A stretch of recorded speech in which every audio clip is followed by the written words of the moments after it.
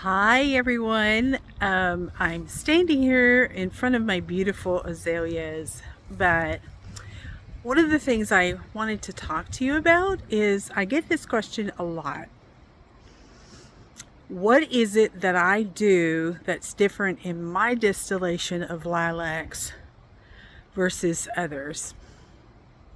And I will tell you, these are questions coming from Artisan Distillers themselves, who do distillations and have bought my distillation, my hydrosol, and have, wondered, what is it that I'm doing? Why is it that I have more of a floral notes?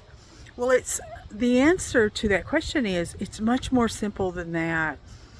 It's an easy fix. And how you do that is when you're doing your distillation, make sure that that you're not allowing the tails of the distillation go into the heads and the heart of the distillation. So what I do is I separate the tails out. A lot of people allow heads all the way to the tails to run out.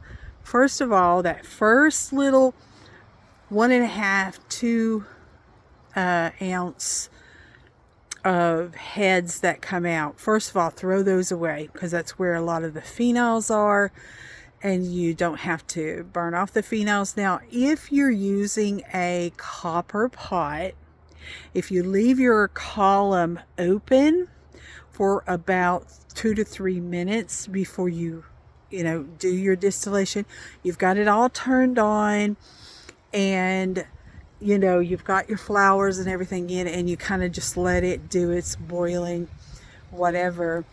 If you allow that to stay open for about 2 minutes, then close up your column. Now, this only can be done with a column pot. You just kind of leave it open and then let it, and then you close it up very quickly and seal it up while it's steaming. Now, that will also release the phenols, but the best way I do it is I separate my heads and my hearts from my tails part of the distillation. That's the easy way to do it. If you get any of that tails in there, then what's going to happen is you're going to get some of those really bitter green notes, and it ruins the whole batch. And that's where you get that kind of a sweet, sickly green, some people have described it as a dirty sock.